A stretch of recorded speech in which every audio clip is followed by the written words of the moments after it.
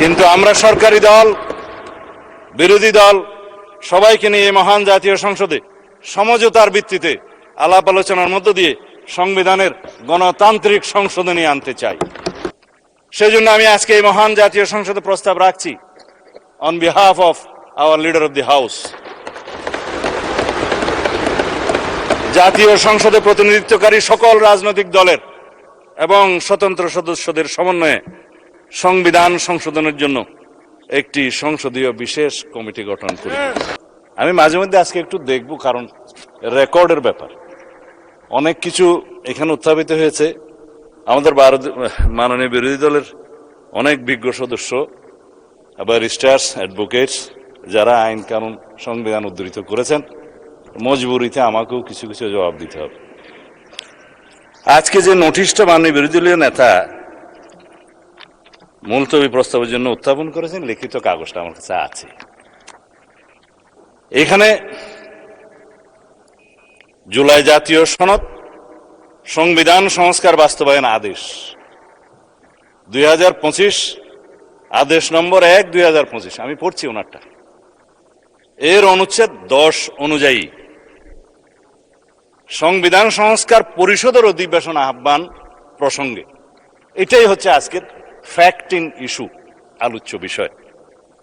তা আসি, এই 10 অনুচ্ছেদ সংবিধান সংস্কার বাস্তবায়ন আদেশের কি? সেটা হচ্ছে পরিষদের অধিবেশন আহ্বান, কোরাম ভোটদান ইত্যাদি সংসদ নির্বাচনের ফল ঘোষিত হইবার 30 পঞ্জিকা দিবসের মধ্যে যে পদ্ধতিতে জাতীয় সংসদের প্রথম অধিবেশন আহ্বান করা হইবে, অনুরূপ পদ্ধতিতে পরিষদের প্রথম অধিবেশন আহ্বান করা হইবে। এটা একটি আদেশ। তাদের বক্তব্য অনুযায়ী এই পরিষদের অধিবেশন কেন রাষ্ট্রপতি আহ্বান করলেন না? এবার সংবিধানে আসি। আর্টিকেল 72 অনুসারে রাষ্ট্রপতি প্রধানমন্ত্রীর পরামর্শ অনুযায়ী, লিখিত পরামর্শ অনুযায়ী সংসদের অধিবেশন, প্রথম অধিবেশন, সময় স্থান নির্ধারণ করে প্রজ্ঞাপন করেছেন। আর্টিকেল 73 অনুসারে তার ভাষণ দেওয়ার কথা, তিনি এখানে ভাষণ দিয়েছেন। আমাদের মাননীয় বিরোধী দলের সদস্যগণ তার ভাষণ শুনতে চান নাই, ওয়াকআউট করেছেন, ভালো কথা, কিন্তু তার ভাষণের উপর আলোচনা করছেন এবং 50 ঘন্টা আলোচনা হবে ইনশাআল্লাহ। মাননীয় মহামান্য রাষ্ট্রপতির কাছে সংবিধান অনুযায়ী আমাদের কোন কোন সদস্য এখানে আছেন, উপদেষ্টা হিসেবে শপথ নিয়েছেন। সংবিধান তখন ভালো ছিল, রাষ্ট্রপতিও তখন ভালো ছিল, কিন্তু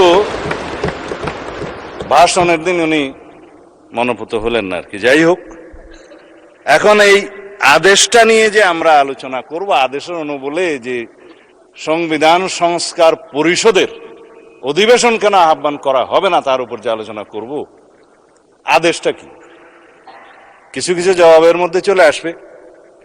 মাননীয় বিরোধী দলের একজন সদস্য বলেছেন এই আদেশটা বৈধ আইন। এইখানেই হচ্ছে বিতর্কটা। এই আদেশটা বৈধ আইন না। রাষ্ট্রপতি আদেশ জারি করতে পারতেন, পাস্ট টেন্স।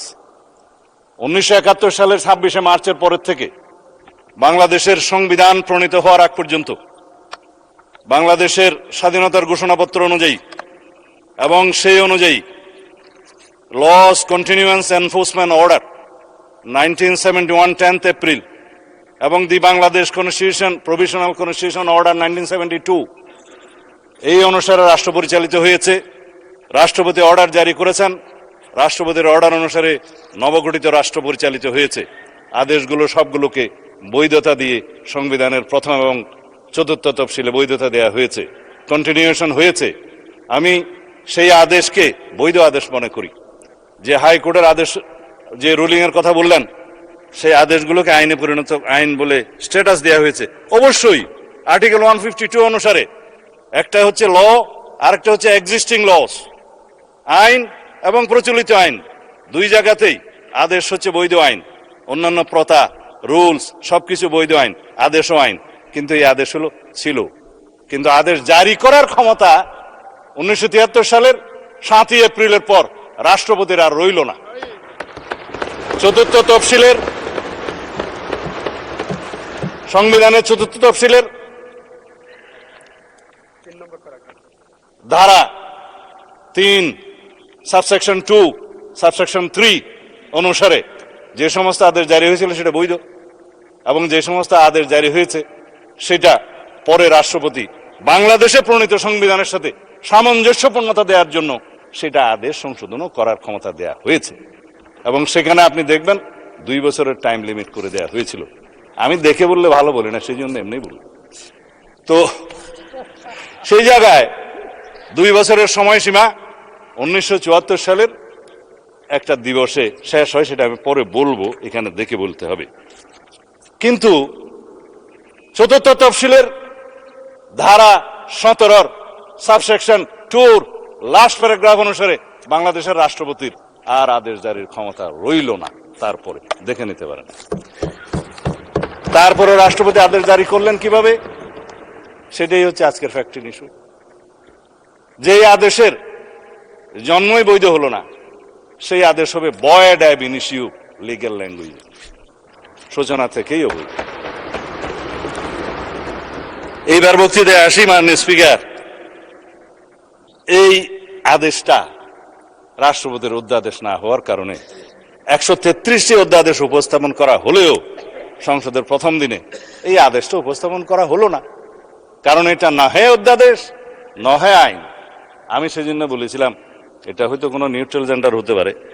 এনিওয়ে, এই আদেশটি অন্তর্বর্তীকালীন সরকারের অন্তহীন একটি প্রতারণার দলিল, এটা আমি আজকে আবার পুনরুচ্চারণ করছি।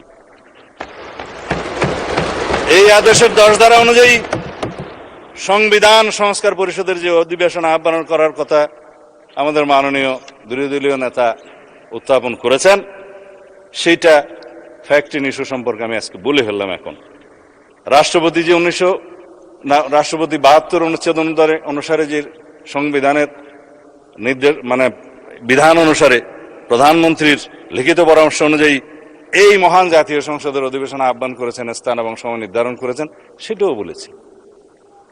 কিন্তু সংবিধান সংস্কার পরিষদের কি কোনো অস্তিত্ব এখন আছে যে রাষ্ট্রপতি কোন বিধান বলে এই অধিবেশন আহ্বান করবেন? এই আদেশ, যে আদেশটা ভয়েড অ্যাব ইনিশিও, সেই অনুবলে কি রাষ্ট্রপতি কোনো ক্ষমতা প্রাপ্ত হলেন? হ্যাঁ, যদি আমরা এখানে সবাই সম্মত হতাম, সংবিধান সংশোধন হয়ে যেত, সেখানে রাষ্ট্রপতিকে ক্ষমতা দেয়া হতো এবং রাষ্ট্রপতি সেই অনুসারে সংবিধান সংস্কার পরিষদের গঠন করতেন। সংবিধানে আসতো, ফর্ম আসতো 3য় তফসিলে 148-এর বিধান অনুসারে। সেই ফর্ম অনুসারে যিনি শপথ পরিচালনা করতে পারতেন তিনি, তার নির্ধারণ হতো, সেটি স্পিকার হোক, রাষ্ট্রপতি হোক বা প্রধান নির্বাচন কমিশনার হোক। তারপরে সেই প্রশ্ন আসতে পারত। এখন যেই সংবিধানের 4র্থ তফসিলের 3য় দফা সাবসেকশন 2 সাবসেকশন 3 এবং 17 দফার লাস্ট প্যারাগ্রাফ সাবসেকশন 2 আমি উদ্ধৃত করলাম, সেটা দয়া করে সবাই দেখতে পারেন। এখন কথা হলো, মাননীয় স্পিকার, এই আদেশটার অনুবলে আমরা যেটা এখানে দাবি করছি সেটা তো একটা অবৈধ আদেশ, ভয়েড অ্যাব ইনিশিও। কিন্তু আমরা যদি সংবিধান সংশোধন চাই, তাহলে সেই সংবিধান সংশোধন জাতির কাছে আজকে আমি পরিষ্কারভাবে প্রকাশ করতে চাই। একটা বিভ্রান্তি সৃষ্টি করা হচ্ছে সারা জাতির মধ্যে যে বিএনপি সংস্কার চায় না। বিভ্রান্তি সৃষ্টি করা হচ্ছে বিএনপি জুলাই জাতীয় সনদ মানে না। কিন্তু যেটা নিয়ে বিতর্ক হচ্ছে সেটা হচ্ছে জুলাই জাতীয় সনদ উইদিন ব্র্যাকেট সংবিধান সংস্কার বাস্তবায়ন আদেশ, অর্থাৎ জুলাই আদেশ। আমরা তো আছি জুলাই জাতীয় সনদে, যেটা জাতির সামনে সবাই স্বাক্ষর করেছি সেটাই। এবং এই জুলাই জাতীয় সনদের 2025-এর ঐতিহাসিকভাবে যেটা স্বাক্ষরিত হয়েছে, বাংলাদেশের সকল রাজনৈতিক দলের, গণতান্ত্রিক রাজনৈতিক দলের ফেসিবাদী বাদে যেটা রাজনৈতিক সমঝোতার দলিল হিসাবে স্বাক্ষরিত হয়েছে, এই দলিলের প্রত্যেকটি অক্ষর, শব্দ, বাক্য আমরা ধারণ করি এবং প্রতিবাদ করি। প্রশ্ন উঠেছে যে আমরা এই আদেশের অনুবলে কেন আমরা গণভোট যেটা অনুষ্ঠিত হয়েছে সেটা মানছি না। আসেন, গণভোট অনুষ্ঠিত হয়েছে, এই গণভোটের প্রস্তাবক তো আমরা ছিলাম। আমি প্রস্তাব দিয়েছিলাম বিএনপির পক্ষে যে অন্যান্য রাজনৈতিক দল জুলাই জাতীয় সনদ যখন স্বাক্ষরিত হবে, তখনও হয়নি, সেটার আইনি ভিত্তি দেওয়ার জন্য সবাই একটা দাবি উত্থাপন করলেন। বললাম হ্যাঁ, জনগণের সম্মতি নেওয়া যায়। এই জুলাই জাতীয় সনদের পক্ষে জনগণ আছে কি নাই? কারণ এই জুলাই জাতীয় সনদের দুইটা ভাগ। প্রথম ভাগ হচ্ছে সংবিধান সংশোধন সাপেক্ষে আমরা সংস্কারের বিষয়সমূহ এখানে বলা আছে 1 থেকে 47 সংবিধান সংশোধন সাপেক্ষে সংস্কারের বিষয়সমূহ লেখাই আছে। সংবিধান সংশোধন সাপেক্ষে সংস্কারের বিষয়সমূহ যদি এই জুলাই সনদের পক্ষে জনগণ হ্যাঁ বলে, তাহলে পরে আমরা সংবিধান সংশোধন করতে পারবো সেই 47টা বিষয়ে। উইথ নোট অফ ডিসেন্ট, প্রত্যেকটা নোট অফ ডিসেন্টে বলা আছে যে সমস্ত রাজনৈতিক দল বা জোট তাদের নির্বাচনী ইশতেহার উল্লেখপূর্বক যদি জনগণের ম্যান্ডেট লাভ করে, তাহলে তারা সেই মতে ব্যবস্থা গ্রহণ করতে পারবে। আগামী কালকে অথবা পরশু সম্ভবত আরেকটি মুলতবি নোটিশের উপরে আমরা আলোচনা করতে চাইব। আমরা দিচ্ছি না, বেসরকারি সদস্যরা দিচ্ছে। সেখানে এই জুলাই জাতীয় সনদের প্রত্যেকটি ধারা ও উপধারা কি কি আছে সেই বিষয়ে কথা হবে, প্রতিশ্রুতি বিষয়ে। আমি আজকে ওখানে বিস্তারিত যাব না। এটার দ্বিতীয় ভাগ হচ্ছে যে সমস্ত সংস্কারের বিষয়ে আমরা একমত হয়েছি, সেই বিষয়ের মধ্যে কিছু আইন আছে, সংশোধন করতে হবে, কানুন আছে, বিধি আছে, বিধান আছে, সেটার জন্য সংবিধান সংশোধনের প্রয়োজন হয় নাই বিধায় ইন্টারিম গভর্নমেন্ট অনেক অধ্যাদেশের মাধ্যমে সেগুলো সংশোধন করেছেন, এক্সিকিউটিভ অর্ডারের মাধ্যমেও করেছেন। আমরা এগ্রিড হয়েছি। তবে সেই সমস্ত অধ্যাদেশগুলো বিধান মতে বাংলাদেশের নির্বাচিত জাতীয় সংসদে উত্থাপন করতে হয়েছে। আর্টিকেল 93 অনুসারে আইনমন্ত্রী সেটা করেছেন। And this is the supremacy of the parliament, and this is the sovereignty of the people, and this is the sovereign house of the nation. এই sovereign হাউসের ক্ষমতা হচ্ছে, এখতিয়ার হচ্ছে রাষ্ট্রপতি অধ্যাদেশ জারি করতে পারলেও ইন বিটুইন 2 সেশনস সেটা এই মহান সংসদে পাশ করে নিতে হবে উইদিন 30 ডেজ।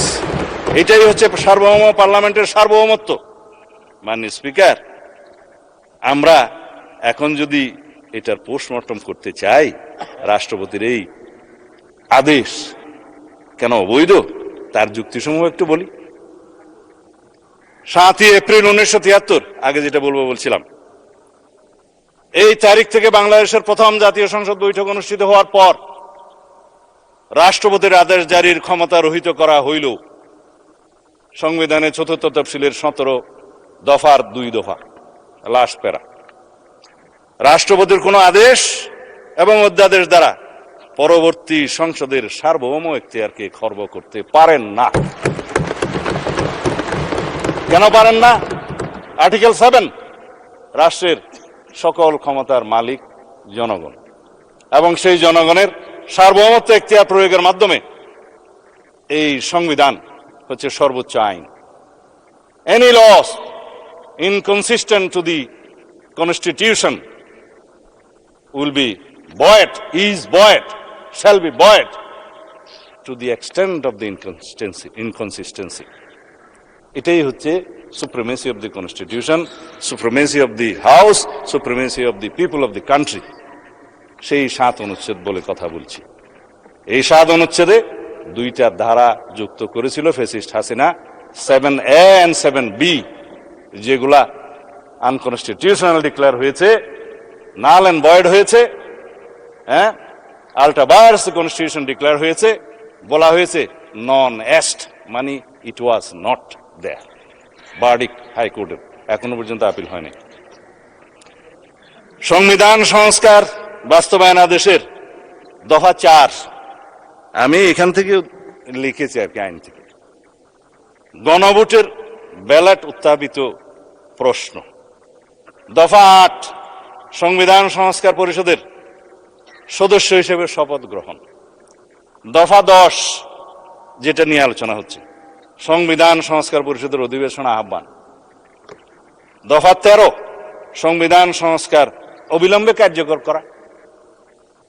একটা মহামান্য সম্রাটের আদেশ জারি হয়ে গেল, ১৮০ দিনের ভিতরে সংবিধান সংশোধন হয়েছে বলে দরিয়া লওয়া হইবে। তাহলে পরে জনগণের অধিকার কোথায়, সুপ্রিমেসি কোথায়, সুভেরেনিটি কোথায়? জনগণ ৫১% ভোট দিয়ে কনস্টিটিউশনাল ম্যান্ডেটে নির্বাচিত করেছে এই সংসদ সদস্যদের। প্রশ্ন আসছে ওই পক্ষ থেকে, তাহলে ৭০% ভোটের কি হবে? ৭০% ভোটের একটা ফয়সালা হবে। জনরায়কে আমরা সম্মান করতে চাই, করতে হবে, কিন্তু এই ৭০% তো দেওয়ার কথা ছিল মাননীয় স্পিকার জুলাই জাতীয় সনদের পক্ষে আছে কি নাই সেটার উপর। আমি আগেও বলেছি, এই যে আদেশ যেটা নিয়ে কথা হচ্ছে এবং যেটার সাথে সামঞ্জস্য রেখে গণভোটের অধ্যাদেশ করা হয়েছে, সেই গণভোটের দফা ৩ এবং ৪ আরো কয়েকটা দফা আছে, দেখলে সময় যাবে, আমি দেখব না। সেগুলো সামঞ্জস্যতা রেখে প্রশ্ন রেডি করা হয়েছে। জনগণকে বলছে এটা সংবিধান সংস্কার হয়ে যাবে, এর পক্ষে হ্যাঁ অথবা না। কথা হচ্ছে মাননীয় স্পিকার, আর্টিকেল 93 অর্ডিন্যান্স জারির মাধ্যমেও রাষ্ট্রপতির ক্ষমতা নাই কোন সংবিধানের বিধানকে রহিত হয়, পরিবর্তন হয় সেরকম কোন আইন জারি করা, অধ্যাদেশ জারি করা। এটা তো অধ্যাদেশও নয়, এটা তো ভয়েড অ্যাব ইনিশিও একটা অর্ডার, যেটা রাষ্ট্রপতি করতেই পারেন। সেখানে কনস্টিটিউশন চেঞ্জ করার জন্য একটা আদেশ জারি হলো, তারপরে সেটার অনুবলে গণভোটের মধ্যে প্রশ্ন উত্থাপিত হলো। এগুলো সবকিছু হচ্ছে এখতিয়ার বহির্ভূত। যারাই করেছে, ইন্টারিম গভর্নমেন্ট করেছে, কনস্টিটিউশন ভায়োলেশন করেছে, অথচ সেই কনস্টিটিউশন অধীনেই তো তারা শপথ গ্রহণ করেছে। সে রাষ্ট্রপতি করতেই পারেন না, এখতিয়ারটা কোথায়? তারপরে আসে এখন দফা ১৩ সংবিধান সংস্কার অবিলম্বে কার্যকরী হবে। সেটা বললাম, সরাসরি এটার মধ্য দিয়ে নেক্সট পার্লামেন্টকে, অর্থাৎ এই পার্লামেন্টকে, সাকসেসর পার্লামেন্টকে, পরবর্তী পার্লামেন্টের এখতিয়ারকে খর্ব করা হলো। পৃথিবীতে এমন কোন বিধান নাই, সংবিধানের মাধ্যমেও না, সাকসেসর পার্লামেন্টকে, পরবর্তী সংসদকে বাইন্ডিং করতে পারে, অধিকার ক্ষুণ্ণ করতে পারে। হ্যাঁ, করতে পারে। আমরা এখানে এমন কোন আইন এখন সংবিধান আনতে পারবো না যে পরবর্তী পার্লামেন্টের সংসদ সদস্যরা এই করতে পারবে না। নো, যার জন্য সংবিধানের ফ্যাসিস্ট সরকার আরোপিত 7A and B null and void ঘোষণা করা হয়েছে, আল্টাবাস দ্য কনস্টিটিউশন ঘোষণা করা হয়েছে, বলা হয়েছে নন এস্ট, এটা ছিলই না। এখন আসেন যে দফা ৭ ১৮০ দিনের ভিতরে সংবিধান সংস্কার সম্পন্ন করার যে বিধান করা হয়েছে, যে এই সংস্কার পরিষদের অস্তিত্বই নাই, সেই সংস্কার পরিষদের এখতিয়ার এখানে ডিক্লেয়ার করা হয়েছে যে ১৮০ দিনের ভিতরে এই আদেশে যা যা আছে সব করবেন। আদেশটার মধ্যে মাননীয় স্পিকার যে সমস্ত তফসিল দেয়া হয়েছে, 30টা তফসিল দেয়া হয়েছে। এই তফসিলের মধ্যে আদেশটা দেখলাম, আমি তো মনে করছিলাম 48টাই তফসিল এখানে ধরিয়ে দেবে, পক্ষে 47টা। বলছে জুলাই জাতীয় সনদ 2025-এ যে সকল বিষয়ে ঐক্যমত হয়েছে ঐক্যমত হয়েছে উইথ নোট অফ ডিসেন্ট। কিন্তু এখানে নোট অফ ডিসেন্টের প্রশ্নটা কোথায়? এখানে নোট অফ ডিসেন্টের অংশটা কোথায়? আপনি প্রস্তাবটা করলেন আর নোট অফ ডিসেন্ট সহ যেভাবে আমরা ঐক্যমত হয়েছে সেটা লিখলেন না। তার মানে এটা হচ্ছে একটা জাতীয় প্রতারণা দলিল। এখানে বলছে দফা ৪ অনুযায়ী গণভোটের ব্যালটে উত্থাপিত 4টি প্রশ্নের প্রত্যেকটিতে আপনি আলাদাভাবে হ্যাঁ অথবা না দেওয়ার বিধান, এই হ্যাঁ অথবা না দেওয়ার বিধান এইটা সংবিধান সংশোধনের প্রশ্ন জড়িত, এই পার্লামেন্টের সার্বভৌমত্ব লঙ্ঘনের সাথে জড়িত। সেই প্রশ্নই আপনি গণভোটে দিতে পারেন। যদি দিয়েও থাকেন 4টা গণভোটের প্রশ্ন, আমাকে কেন বাধ্য করা হলো একটা জবাব দিতে হবে, হ্যাঁ অথবা না? বলা হচ্ছে যে তুমি এখানে 3টা শরবতের বোতল আছে, তবে এই কুইনেনটাও তোমাকে খাইতে হবে। মা ছেলেকে ট্যাবলেট খাওয়াতে পারছে না বেশি তিতা, তো কলা খায় ছেলে, কলার ভিতরে কুইনেনটা ঢুকাই দিল ছেলে, এবং খাওয়ার সময় দেখলো এটা তিতা তিতা লাগে, তারপর এটা দূর করে বাইর করে ফেলাই দিল। এই কোন আইনকে আপনি জাতিকে এইভাবে বাধ্য করে খাওয়াইতে পারেন? 3টা প্রশ্নের সাথে জুলাই জাতীয় সনদের মিল আছে। আমরা গণভোট চেয়েছিলাম এই জুলাই জাতীয় সনদের ভিত্তিতে, সবাই সম্মত হয়েছিল। ইন্টারিম গভর্নমেন্ট, অস্থায়ী গভর্নমেন্ট, তত্ত্বাবধায়ক সরকারের মতো মৌলিক কোনো বিষয়ে সিদ্ধান্ত নেওয়ার এখতিয়ার রাখে না, তারা কিভাবে একটা অবৈধ আদেশ জারি করে রাষ্ট্রপতিকে দিয়ে? আমি মহামান্য রাষ্ট্রপতির সাথে তখন কথা বলেছিলাম যে মহামান্য রাষ্ট্রপতি, আপনি কি আদেশ জারি করতে পারেন? বলে আমি তো পারি না, কিন্তু আমাকে পারাচ্ছে। তা এখন রাজহংসকে জোরপূর্বক স্বর্ণের ডিম পারতে বাধ্য করার মতো ঘটনা। যাই হোক, এখন সেটা অবৈধ ডিম্ব হয়েছে। এখন সংসদ সদস্য হিসেবে শপথ গ্রহণের পর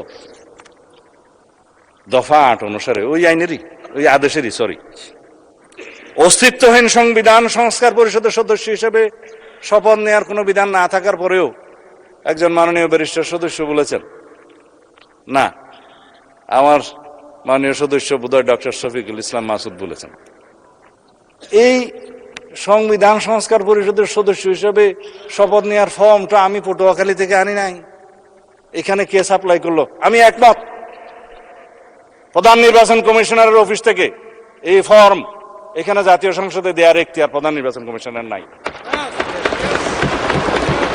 তিনি শপথ নিয়েছেন তফসিল 148 অনুচ্ছেদের অনুবলে তফসিল 3-এ সংবিধান সংরক্ষণের জন্য তিনি শপথ নিয়েছেন। তিনি শপথ ভঙ্গ করেছেন, সংবিধান লঙ্ঘন করেছেন। কেউ একজন সিভিল রাইট হিসেবে মামলাও করেছে, ওখানে পক্ষভুক্ত করে নাই নির্বাচন কমিশনকে, কিন্তু বার্ডিক যদি আসে নির্বাচন কমিশন যে এটা ভায়োলেট করেছে আসবে। আমি মাননীয় প্রধান নির্বাচন কমিশনারকে এখানে বলা ঠিক না, যেহেতু উনি অনুপস্থিত, এটা বিধান নাই, সেজন্য ঘুরিয়ে বলছি, প্রশ্ন করতে পারতাম, করছি না, যে আপনি সংবিধান সংরক্ষণের জন্য শপথ নিয়েছেন, এই ফর্ম আপনাকে দাখিল করা জাতীয় সংসদের সচিবের কাছে পৌঁছে দেওয়ার কি এখতিয়ার কে দিয়েছে, কোন আইন বলে দিয়েছে? জাতীয় সংসদের সচিব এখানে উপস্থিত আছে বলতে পারি, ভায়োলেশন তো হবে না। তিনি সেই ফর্মটা আমাদের কাছেও পাঠালেন, ওনাদের কাছেও পাঠালেন। আমরা তখন আমাদের নেতৃবৃন্দ মাননীয় প্রধানমন্ত্রীর সাথে আলাপ করে বললাম, আমরা তো আজকে শপথ নিতে যাব, এখানে তো 2বার শপথ নিতে হবে, দেখা যাচ্ছে প্রথমবার শপথ নেওয়ার পরে দ্বিতীয়বার শপথ নিলে তো আগেরটা ভায়োলেশন হয়ে যাবে, এখন কি করবেন? বলে আমি তো এমপি হিসাবে নির্বাচিত হয়েছি, ব্যালটের মধ্যে একটা ধানের শীষ ছিল, আর একটা কোদাল মার্কা ছিল, আর একটা কি যেন ছিল, দাড়ির পাল্লা ছিল। আপনার খুশি হয়েছেন? ঠিক আছে, দাড়ির পাল্লাও ছিল, আচ্ছা শাপলাও ছিল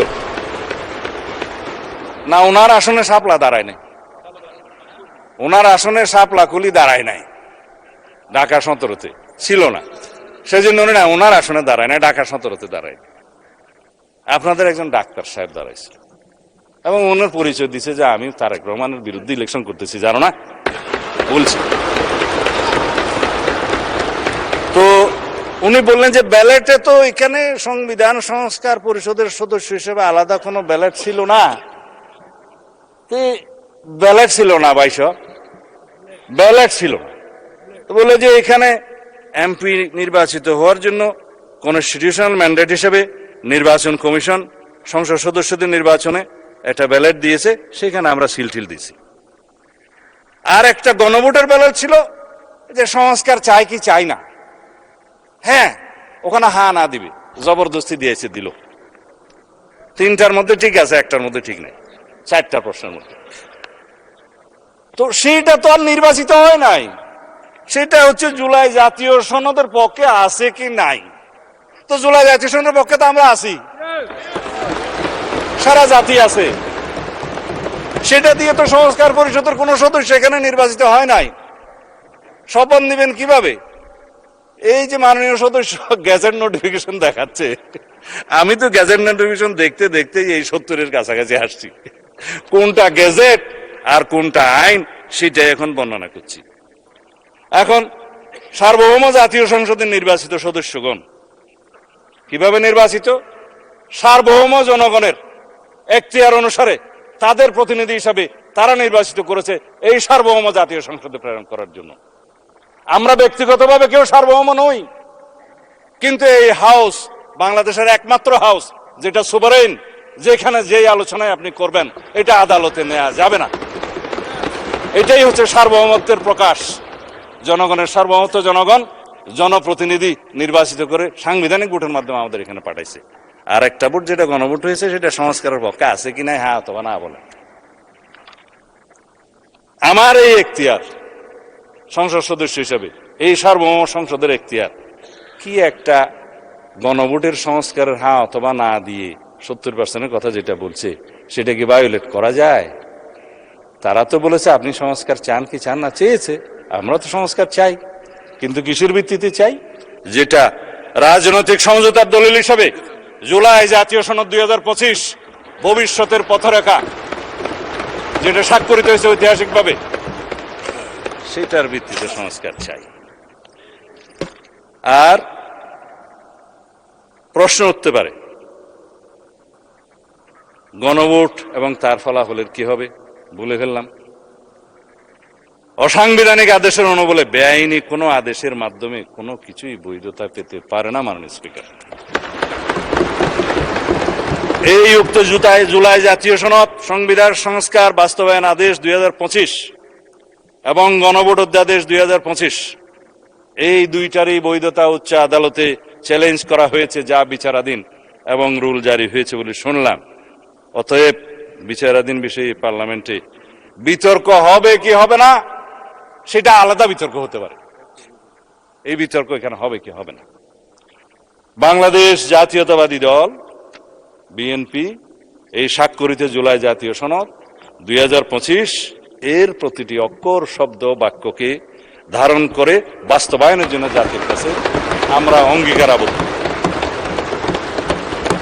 আমরা জুলাই জাতীয় সনদের আলোকে জুলাই ছাত্র গণ অভ্যুত্থানের 2024-এর শহীদের আকাঙ্ক্ষা এবং জাতির প্রত্যাশা পূরণের প্রতিশ্রুতিবদ্ধ। এদেশের জনগণ বিএনপির নির্বাচনী ইশতেহার সমর্থন করে শতকরা 51% ভোট দিয়ে তাদের ম্যান্ডেট দিয়েছে বিএনপিকে।